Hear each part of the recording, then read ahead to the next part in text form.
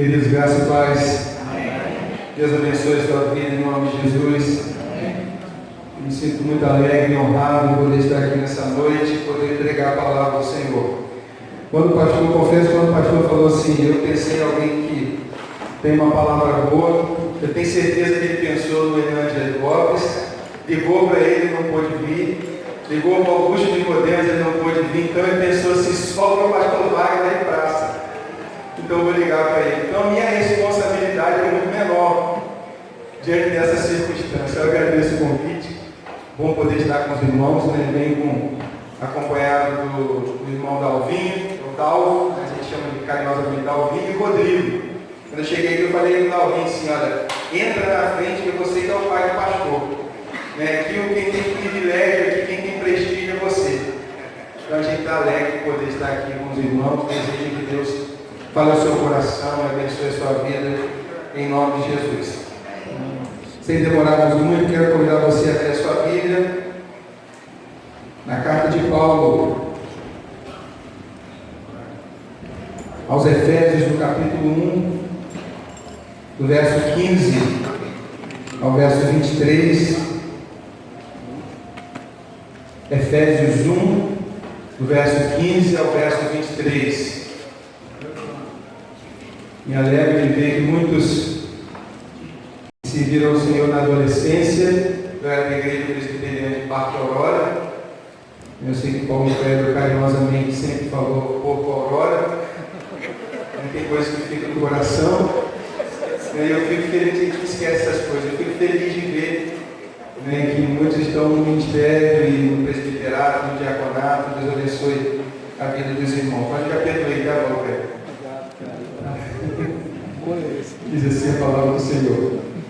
Por isso também eu, tendo ouvido a fé que há entre vós no Senhor Jesus, e o amor para com todos os santos, não cesso de dar graças por vós, fazendo menção de vós das minhas orações, para que o Deus de nosso Senhor Jesus Cristo, o Pai da glória, vos conceda espírito de sabedoria e de revelação no pleno conhecimento dele, iluminados os olhos do vosso coração, para saberes qual é a esperança do seu chamamento, qual a riqueza da glória da sua herança nos santos, e qual a suprema grandeza do seu poder, para com os que cremos, segundo a eficácia da força do seu poder, o qual exerceu ele em Cristo, ressuscitando-o dentre os mortos, e fazendo-o sentar à sua direita nos lugares celestiais, acima de todo principado e potestade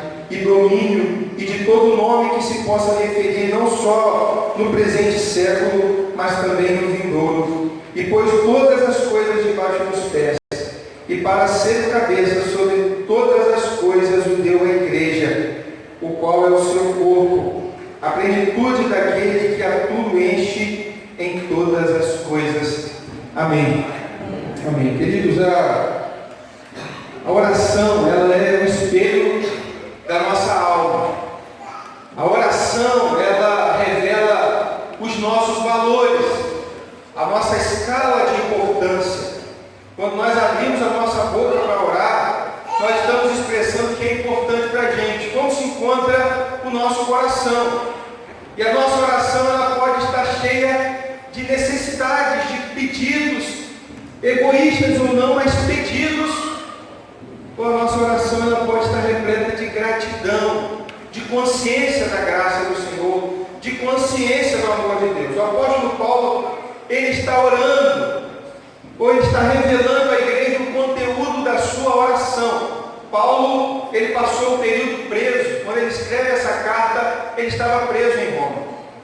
E o que a gente observa é que Paulo, ele revela o seu coração, o seu interior, e a sua oração expressa como está a sua alma. Paulo, ele diz, olha, eu me lembro de vocês, do progresso da fé de vocês, e eu oro para que o Senhor abra os olhos, ilumine os olhos da igreja, que é o povo amado de Deus, para que a igreja perceba o que ela é, o que Deus fez na vida da igreja. De maneira muito prática,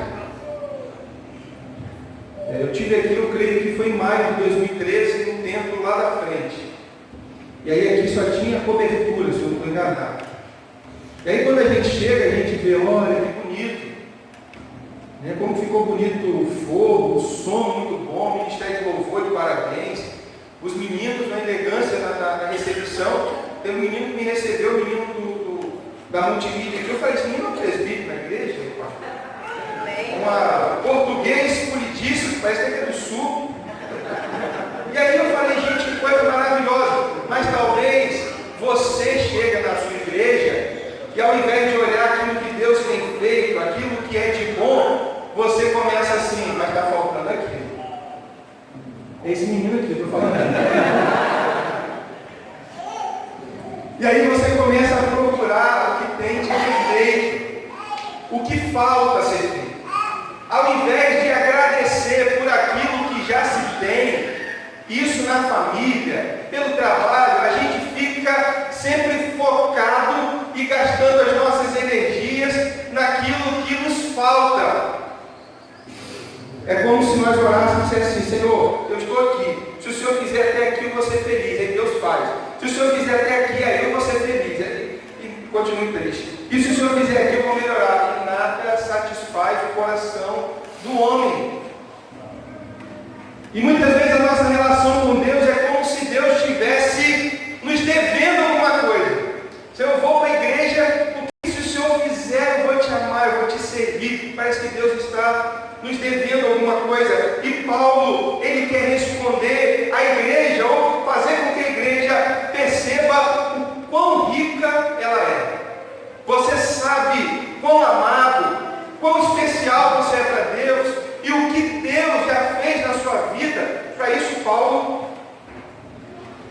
no capítulo 1, do verso 3 ao verso 14, ele descreve a ação do Deus Trino, do Pai, do Filho e do Espírito Santo na salvação. Ele diz à igreja, vocês são amados, e foram amados antes da fundação do mundo. O Senhor planejou salvar vocês. Tem que ficar parado, irmão. O Senhor planejou salvar vocês.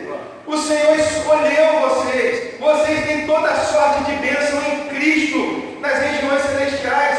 Vocês agora são possuídos pelo Espírito de Deus. Têm a mente de Cristo. Têm a certeza de que o Senhor resgatará vocês. E aí no versículo 15, o apóstolo Paulo ele vai concluir aquilo que ele expressou sobre o que Deus já tinha feito na vida da igreja. Para que a igreja não somente conheça as verdades de Deus, mas que ela viva. Essa realidade me lembra de um pastor lá do Nordeste. Ele comprou um jumento. E aí ele usava aquele animal para ir trabalhar. Mas antes de começar a trabalhar, ele treinou, ele preparou aquele animal quando o animal era novo. Então ele fez o seguinte: quando ele falava graças a Deus, o animal ia galopando, trotando. Quando ele dizia amém, o animal parava. E ele foi ensinando isso e o animal foi aprendendo. E ele pastoreou, trabalhou, visitou a aldeia por muitos anos. Chegou um dia que ele decidiu vender o animal. E ele vendeu o jumentinho. E ele vem com um jovem. Aquele jovem compra aquele animal e o pastor diz: olha, para andar você vai dizer graças a Deus. E para parar, amém. E aquele jovem sobe no jumento, começa a trotar o animal. E ele, graças a Deus, o animal começa a correr, e ele vai alegre. E ele vê que o animal está disparado. Ele começa a observar que lá no horizonte tem precipício, tem um abismo. E ele diz: agora o que eu vou fazer para esse animal parar? Ele começa: esse animal é um pastor, então está amarrado em nome de Jesus. O animal não para. Ele diz: eu te repreendo em nome de Jesus. O animal continua. E ele diz assim: meu Deus, esse animal é um pastor, é uma palavra de crente, alguma coisa. E quando ele está à beira do abismo, ele lembra da palavra, ele diz amém. O jumento para. Ele diz: graças a Deus. O jumento vai embora, cara. Ele não basta conhecer somente a palavra. A gente precisa saber usar a palavra. A gente precisa saber praticar a palavra.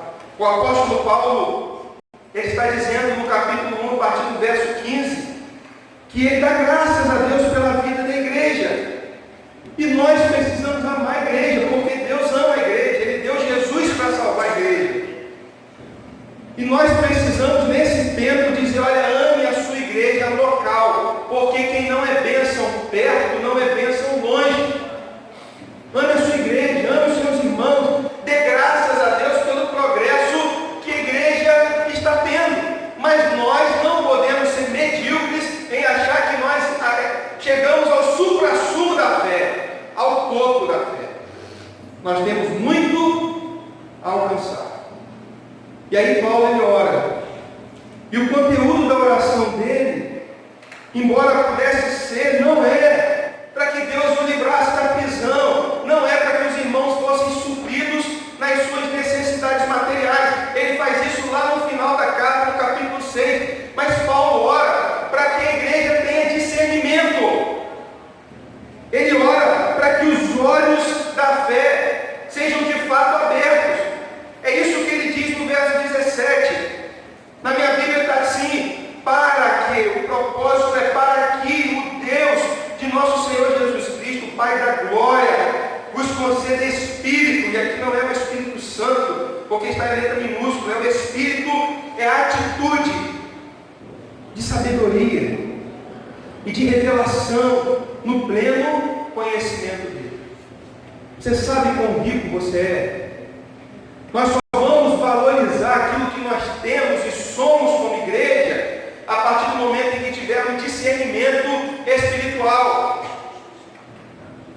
A oração de Paulo é que a igreja experimentasse sabedoria, para que a igreja discernisse coisas espirituais por meio da ação do Espírito.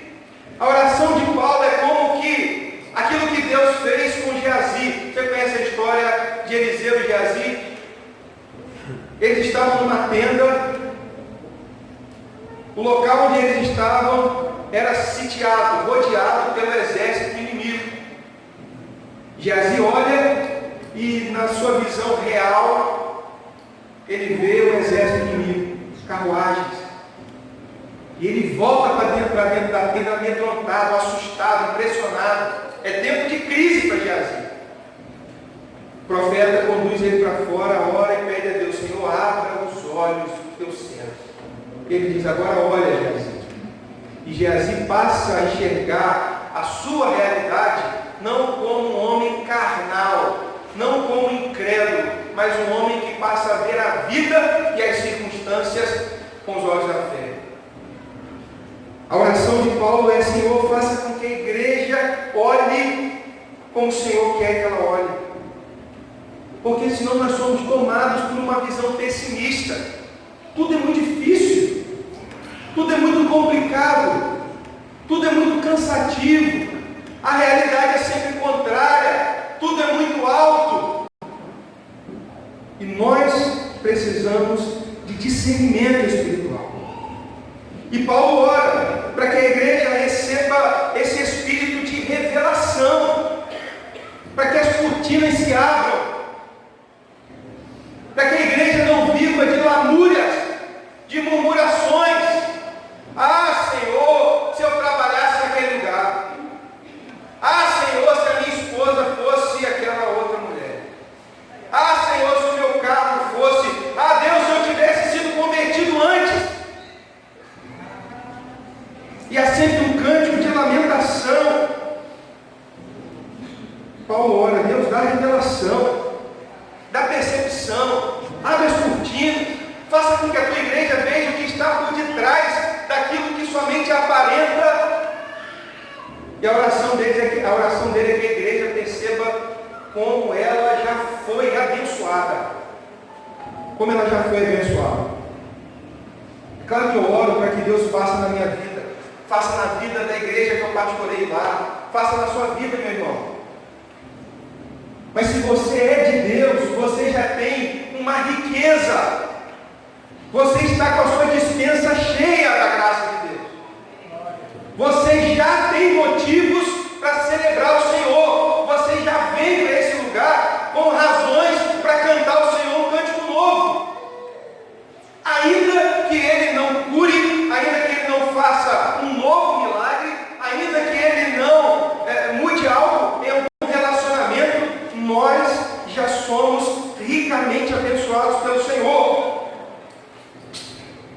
Paulo continua orando, e ele ora para que a igreja receba essa revelação, mas é no pleno conhecimento dele, para que você não cultue na fé do irmão, para que você não se relacione com Deus só de ouvir falar. A palavra que o apóstolo Paulo usa é de conhecer a Deus intimamente. O ateu, ele vai dizer assim, olha, não existe Deus. O agnóstico, ele vai dizer, se existe um Deus, ele não pode ser conhecido. Porque ele é infinito, eu sou finito. Ele é espírito, eu sou matéria. Mas Paulo está orando porque ele sabe que Deus se revelou em Jesus Cristo. E vimos a sua glória, a glória como do unigênito do Pai. E a oração de Paulo é para que a igreja não tenha um conhecimento teórico, mas conheça o Senhor, de se relacionar com Ele. E sobretudo, de crer e confiar nas Escrituras Sagradas. Porque é ela que revela o caráter santo de Deus. Paulo ora para que a igreja não conheça somente a respeito de Deus. Ele ora para que a igreja conheça a Deus. Se Paulo fosse orar pela sua vida hoje, ele iria orar como alguém que dá graças pelo progresso, pelo avanço, e por alguém que já é rico, ou ele iria orar por você, para que você de fato tivesse discernimento e percebesse o que já tem. Como pastores, a gente, às vezes é necessário abrir o confessionário, tem irmãos que a gente só ora pedindo a Deus que tenha misericórdia. Existem ovelhas que a gente só ora para que Deus perdoe os pecados, para que Deus não consuma com a sua justiça, porque estão sempre dando cabeçada. Porque estão na igreja de passagem, somente contemplando e observando o que os outros estão fazendo. Mas como é bom quando a gente ora por aqueles que estão crescendo na fé. Senhor, eu te dou graças pela vida daquele irmão. Senhor, eu te louvo pela vida daquela irmã. Porque a vida tem dado evidências de crescimento.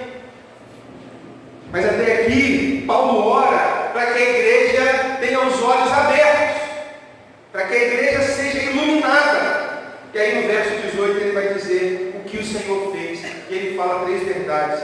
Ele diz assim, iluminado, verso 18, capítulo 1 de Efésios, iluminado os olhos do vosso coração, para saberdes qual é a esperança do seu chamamento.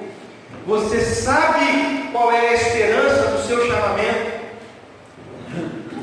A frase mais comum no tempo de Paulo era que o homem mais feliz do mundo era aquele que não tinha nascido.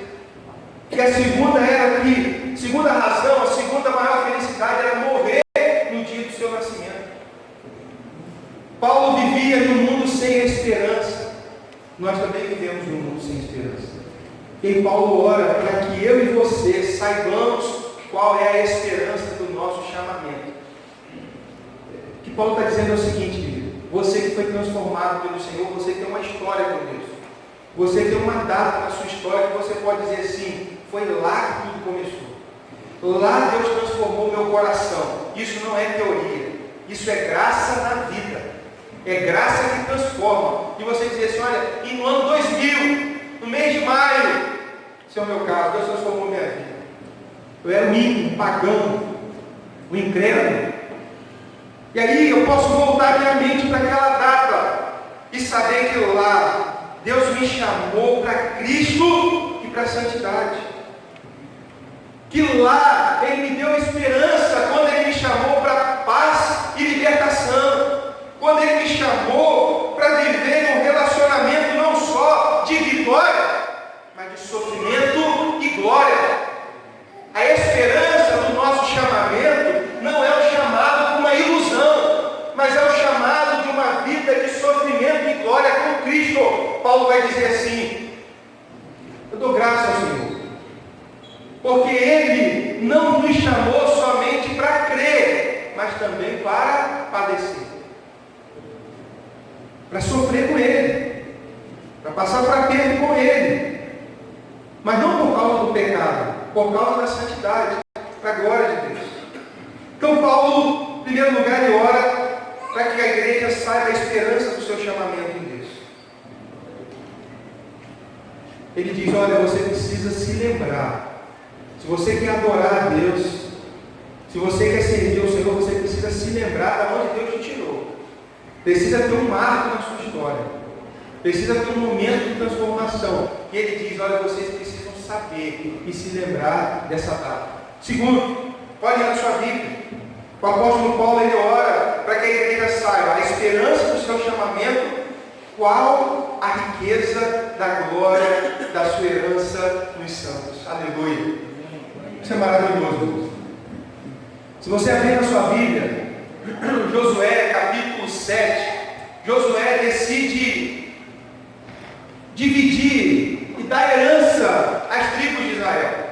E ele foi distribuindo a tribo de Judá, de Isacar, de Nebulon, de Naftali. E ele foi dando aquilo que pertencia a Manassés e foi distribuindo. Mas quando chegou na tribo de Levi, Josué disse assim: vocês não herdarão terra alguma, porque o Senhor é a porção da tua herança. E eles receberam a incumbência de cuidar do louvor, da adoração e do serviço da casa de Deus. Quando Davi, ele quer louvar o Senhor no Salmo 16, ele expressa essa verdade, embora ele fosse rei, possuísse muitas terras, ele diz: o Senhor é a porção da minha herança,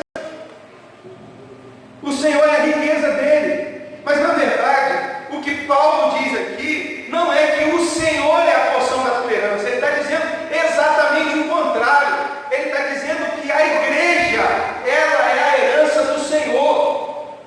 É isso que a Bíblia está dizendo. Qual a riqueza da glória da sua herança nos santos? A igreja, ela é o fruto do penoso trabalho de Cristo. O que Paulo está dizendo para a igreja é a seguinte verdade: que a igreja, que o cristão, que você, meu irmão, não pode dar brecha no seu coração nem para o complexo de inferioridade. Ah, pastor, eu não ajudo na igreja porque eu sou tão pobrezinho. Minha família é menor. Minha família é pior. Vou contar uma história para você. Quando eu era adolescente, lá de Pocoró, eu fui jogar bola lá para cima. E aí no final do futebol, parei na esquina, aí estou vendo uma patrulha passando assim. Aí tinham dois camaradas assim conversando, Eu parei do lado e esses bairros antigos, tem pessoal que conhece o pai, o avô e o bisavô. Então minha família é uma família antiga. E aí, essa patrulha está indo para onde? Aí falaram assim, está tendo uma confusão lá em cima lá. E aí eu do lado, aí o outro perguntou, onde isso? Aí lá na casa dos Pinheiros. Meu nome é Wagner da Silva Pinheiro. Então aquela patrulha estava indo para minha casa. E aí eu fui, tênisinho, um atleta, passei correndo, e quando eu chego na rua da minha casa, giroflex, em frente da minha casa, que vergonha, moço. E eu lá passei correndo como se não conhecesse ninguém. Espero a patrulha ir embora e encosto. E aí meus tios, eles não sabem se abraçaram forte demais, aí rolaram no chão, só que doideira. E aí precisaram chamar a polícia. E eu podia dizer assim, meu Deus, minha família é uma loucura. Que vergonha, vou sair da igreja, vou servir o Senhor. No dia do meu batismo, minha avó que frequentava a igreja evangélica falou assim, faz isso não, meu filho, batiza não. Você não vai cantar para a igreja não. Quando eu chego na casa da minha tia, ela toma o último copo, que cerveja, né? Eu falei, meu Deus do céu, só encorajamento. Talvez você tenha um monte de motivo para dizer assim, eu não vou trabalhar na igreja, porque eu trabalho muito lá fora, sou muito importante, o meu cargo é de excelência, ou então porque eu trabalho muito tempo, minha carga horária é pesada, ou então você esteja na igreja com um complexo de superioridade, se achando o último biscoito do pacote. Eu não posso fazer parte desse ministério, porque eu estou acima da média, tenho uma visão que ninguém tem, eu percebo que ninguém percebe. Todo lugar tem uma pessoa, pelo menos uma pessoa assim, se aqui não tem, glória a Deus, aleluia, ajoelha, pastor, e glorifica o Senhor junto com você. Mas todo lugar tem um que se acha fraquinho demais, outro que se acha superior demais. Mas essa igreja precisava entender que ela foi chamada pelo Senhor. E a primeira verdade leva a uma conclusão: se ela foi salva, é porque ela não tinha capacidade de se salvar. Então não há complexo de superioridade na igreja. E a segunda verdade é: a igreja precisa se achar importante demais. A Bíblia diz que nós somos meninos dos olhos de Deus. A Bíblia diz que nós somos propriedade exclusiva do Senhor, raça eleita, raça separada por Deus. Somos sacerdócio santo e real do Senhor. Querido, você é importante para Deus. Deus enviou Jesus não para salvar todo mundo, mas enviou Jesus para salvar os seus. Não está escrito na testa daqueles que são de Deus, que são. Prega a palavra para todo mundo, mas eu sei que eu estou aqui porque Ele enviou Jesus na eternidade para morrer por mim. Eu sei o meu valor, por isso Paulo vai dizer: não pense de si mesmo além do que convém. Você é amado, mas você não é melhor do que ninguém. E é isso que ele quer que a igreja perceba: a riqueza da glória da sua herança nos santos. Quando Jesus voltar, ele vai apresentar a igreja para Deus. Ele vai dizer aqui: Senhor, aqui está o fruto e o resultado do nosso trabalho. É isso que eu sou, é isso que você é. E a conclusão é que eu preciso amar a igreja, e eu preciso louvar a Deus por aquilo que eu sou. Eu sou igreja de Deus. Nós somos troféus da graça do Senhor. E terceiro e último lugar, o apóstolo Paulo vai orar e vai dizer assim no verso 19, para que a igreja perceba qual a suprema grandeza do seu poder para com os que cremos, segundo a eficácia do seu poder. Quando ele fala do chamamento, ele aponta para o passado. Quando ele fala da riqueza da sua herança nos santos, ele aponta para o futuro. Mas quando ele fala da suprema grandeza do seu poder, ele fala do presente da igreja. Ele está falando de hoje. Ele está dizendo que essa grandeza, esse poder, atua em nós que cremos. O poder de Deus está à disposição da igreja hoje. É o poder que transforma o coração do pecador. É o poder que transforma o ingrato em alguém que tem gratidão ao Senhor. É o poder que leva o preguiçoso a ser um servo útil na obra de Deus. É alguém que sai da comodidade, da inércia e vai agir consciente do seu chamado e do poder de Deus. É quando a igreja avança em meio à crise, sabendo que o poder de Deus está disponível para a igreja hoje. Hoje. Pastor, que poder é esse? Ele vai dizer: o qual exerceu ele em Cristo, ressuscitando dentre os mortos. Que Paulo ele vai usar como exemplo, é o exemplo maior de demonstração do poder de Deus. Não há milagre maior do que a ressurreição. O apóstolo Paulo podia fazer uma narrativa dos milagres desde o Mar Vermelho, desde o Jordão, a tudo aquilo que Jesus fez, mas ele diz que é o poder que ele exerceu em Cristo, ressuscitando dentre os mortos. Querido, nós não somos pouca coisa. E nós não vivemos numa relação com Deus como se Deus estivesse bem distante e a igreja estivesse entregue ao acaso, ao seu próprio esforço. O poder que ressuscitou Jesus dentre os mortos, diz Paulo, opera em nós. Em outra porção das Escrituras ele diz que renovará, que vivificará os nossos corpos. A visão que você tem do poder de Deus é qual? É o poder de Deus que se apresenta no culto, no domingo à noite? Ou é o poder de Deus que faz com que você tenha uma vida de gratidão e louvor ao Senhor? Que faz com que você tenha uma vida de santidade? Porque eu conheço muitos cristãos que têm muito fervor e é muito entusiasmado e que se fala muito do poder de Deus, mas que na primeira oportunidade de renunciar e negociar valores do Evangelho, ele negocia. Ele crê que o poder de Deus é para encostar lá no teto da igreja, mas não é poder para que ele ame, para que ele sirva, para que ele viva o Evangelho. É esse poder que está à minha e à sua disposição. Amém? Amém. É isso que ele está dizendo. Você conhece a história, talvez, do pai? Ele estava em casa e um avião passa bem longe e ele diz assim para o filho: ah, meu filho, aquilo de lá é um avião.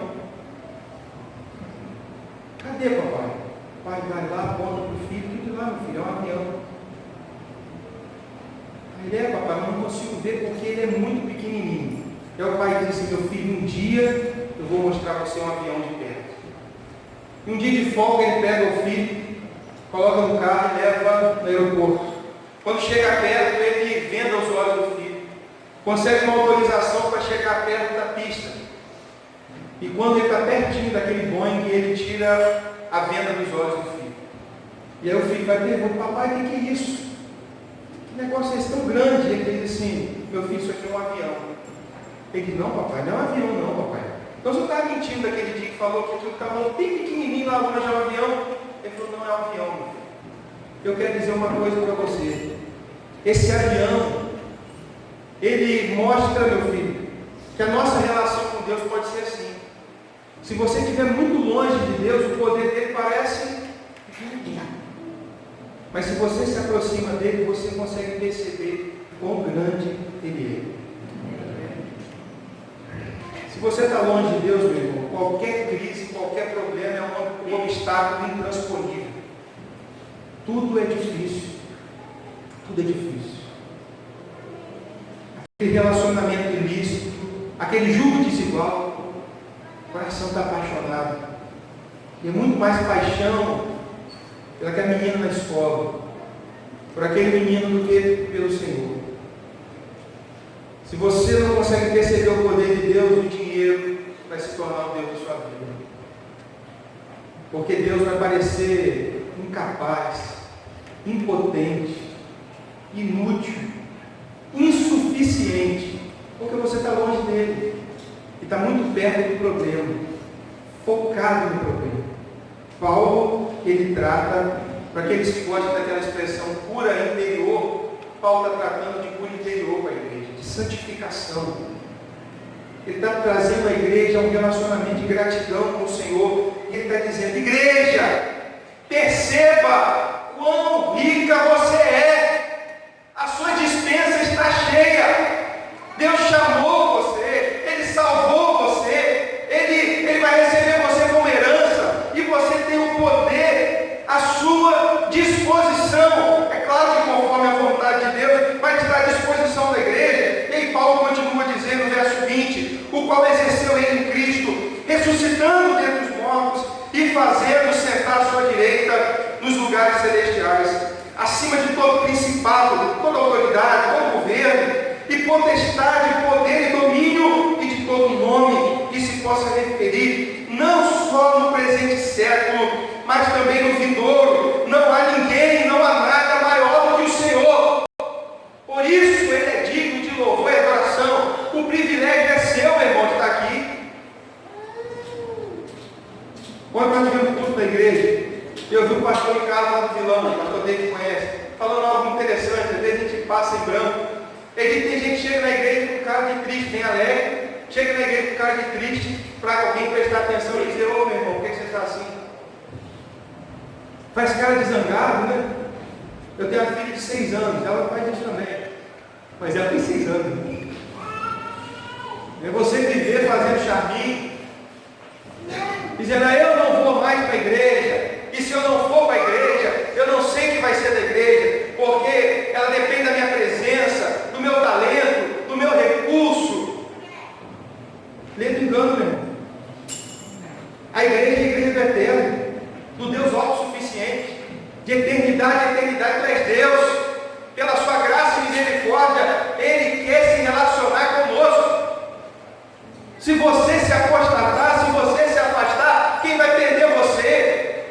A igreja do Senhor está sendo trabalhada, aperfeiçoada, sendo conduzida à gratidão, ao louvor,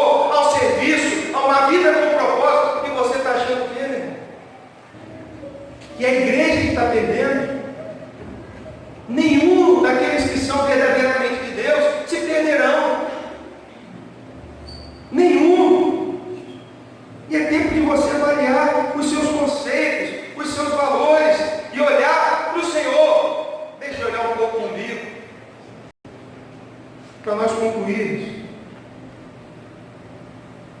E pôs todas as coisas debaixo dos pés, e para ser o cabeça sobre todas as coisas o deu à igreja, o qual é o seu corpo, a plenitude daquele que a tudo enche em todas as coisas. Amém. Quero concluir dizendo que nesse tempo onde os desigrejados crescem, um grupo com ideologia, se apegando até a Bíblia para dizer, não, eu posso ser crente em casa, vai se batizar, né? Vai ministrar sempre ele mesmo. É muito fácil eu avaliar a minha vida, e uma das razões da gente caminhar como uma igreja com propósito, é que se eu gosto muito de cantar, eu posso pensar que eu sou crente muito bom, porque eu estou fazendo muito bem aquilo que eu aprovo. Mas se eu pergunto ao meu irmão que me conhece, como que minha vida está na adoração, na comunhão, no serviço, no discipulado e na missão, é diferente de eu cantar diante do espelho, grandioso é tudo, para mim mesmo. Não viva sem igreja, porque a igreja, ela é absolutamente amada pelo Senhor. Amém. Você tem que amar a igreja, amar as pessoas da igreja, se relacionar com a igreja. Eu não sei como você pensa que você pode ser crente, vindo domingo, chegando atrasado e saindo antes do amém.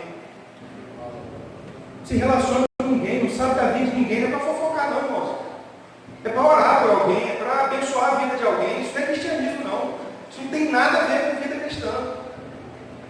Só se baseia muito mais nas religiões africanas. Você vai lá receber uma reza, uma bênção e volta para sua casa.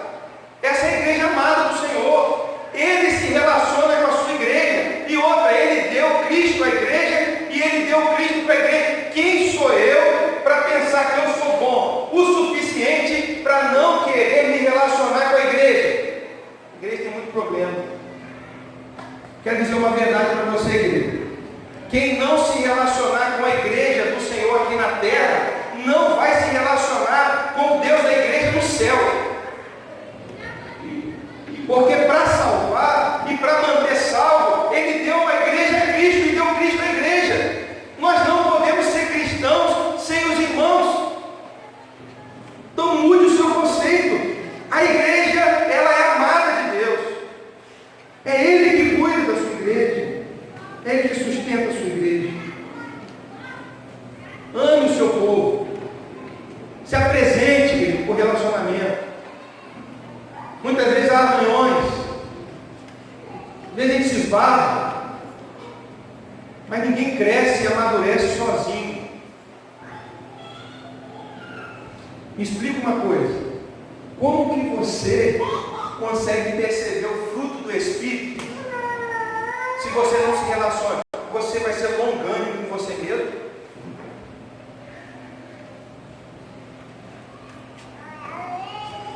Como você faz isso? Você vai ser benigno só para você? Isso é egoísmo, irmão. Você vai ser bondoso só para você? Não há cristianismo sem igreja. Isso é uma grande ilusão de você pensar que por dificuldades, por algum relacionamento que foi quebrado, você pode ficar na sua casa, contribuir em casa e assistir sermão em casa, pela internet e pela televisão. Jesus, ele veio e se relacionou com Pedro, Tiago, Mateus, Bartolomeu, com os discípulos. Se relacione com os irmãos.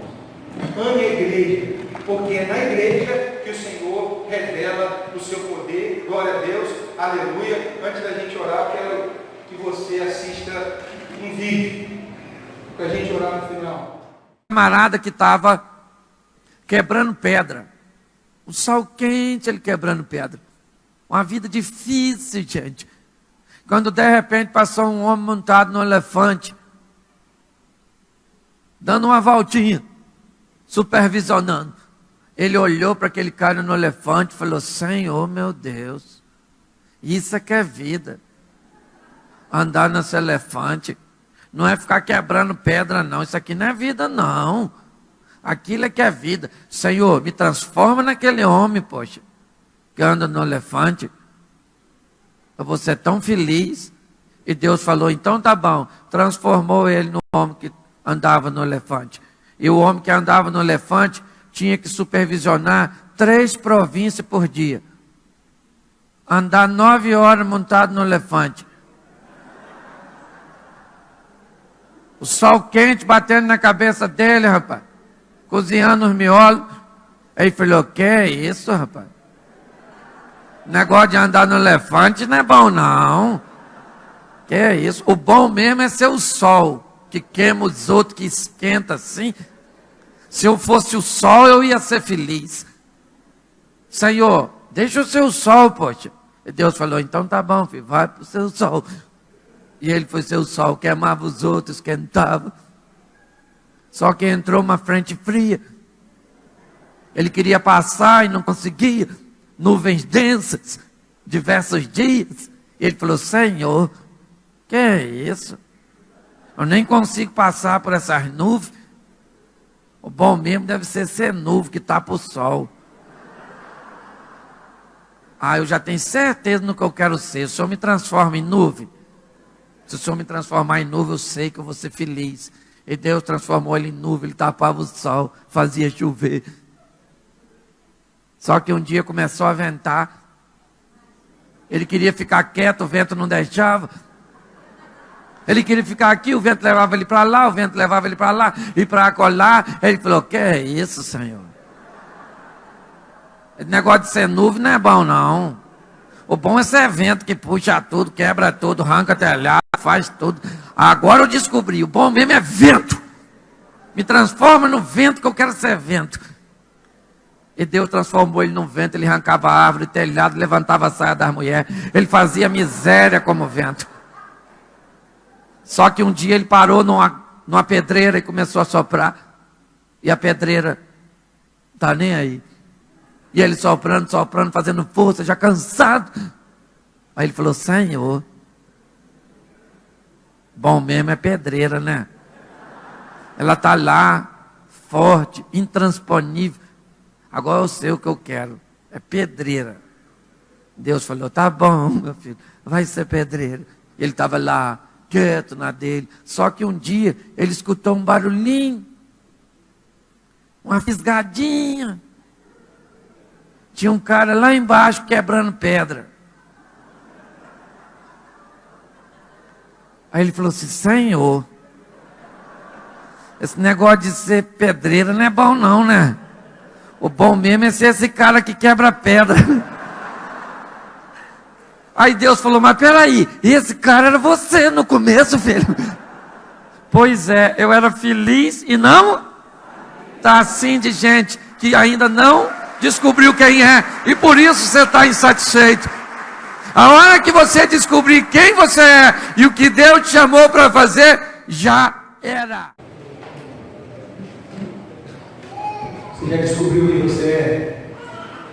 Já descobriu o que Deus te chamou para fazer? Você já se achou em Cristo? E em Cristo você se encontra satisfeito, feliz? Ou você tem se arrastado, tem vivido a teologia da sobrevivência? Só reclama, nada está bom, parece que Deus está sempre devendo. Deus já deu o seu Filho Jesus, Deus já deu o seu melhor. E Paulo ora para que a igreja ela tenha o seu coração profundamente grato ao Senhor por aquilo que Deus já fez.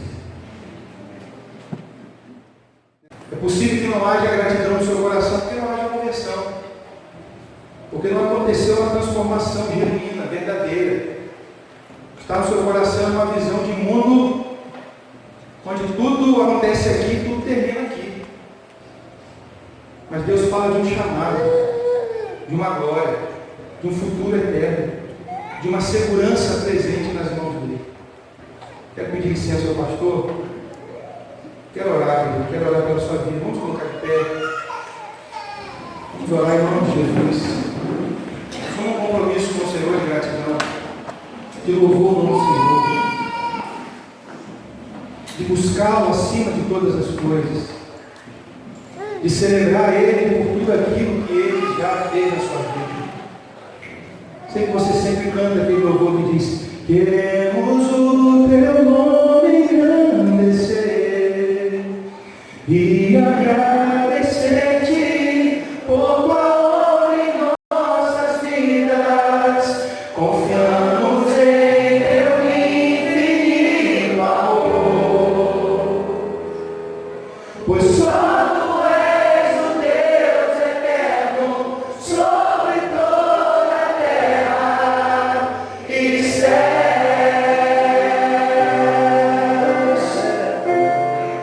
Agradeço o nome do Senhor. Queremos o teu nome engrandecer e agradecer-te por a obra em nossas vidas. Confiamos em teu infinito amor. Elevado em Jesus, pois só tu és o Deus eterno sobre toda a terra e céus.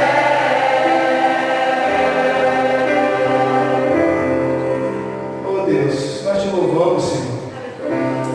Nós bendizemos o teu nome. Nós queremos te agradecer, Senhor. Deus, visita os nossos corações, Senhor. Aquela oração que o apóstolo Paulo fez pela igreja em Éfeso. Essa é a oração que fazemos nessa noite, ó Pai, sobre a tua igreja nesse tempo, nesse lugar. Abra, Senhor, os nossos olhos. Tem misericórdia de nós, Senhor. Quantas bênçãos, Deus. Toda sorte de bênção nas regiões celestiais do nosso Senhor Jesus Cristo. Muito obrigado, Senhor, porque podemos viver, ó Pai, seguros nas tuas mãos, porque podemos viver, ó Pai, com uma fé determinada, com foco. Toma a tua igreja, Senhor, renova o teu povo nesse tempo onde, ó Pai, oferecemos ao Senhor o nosso tributo, a nossa gratidão, o nosso louvor. Grandes coisas tem o Senhor por nós, grandes coisas o Senhor tem feito por essa igreja, Senhor. Por isso estamos alegres. Ó Deus, a tua graça nos basta. Obrigado porque na cruz o Senhor falou: está consumado. Ainda que há nada novo, Senhor, ainda que nenhuma situação seja transformada hoje, ainda que o Senhor nos satisfaz, a tua graça nos satisfaz, tua graça é abundante, Senhor. Que seja uma noite de louvor ao teu nome, que seja uma noite de adoração ao teu nome. Livra-nos, Senhor, da murmuração, da reclamação, Senhor. E leva-nos à gratidão.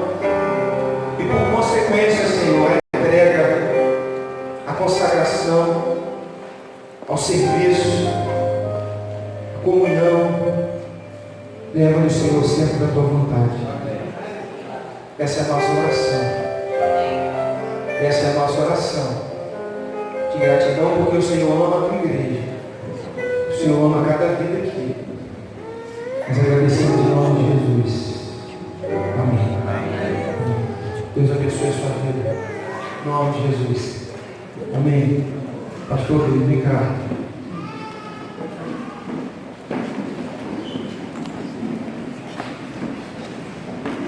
Agradecer ao pastor.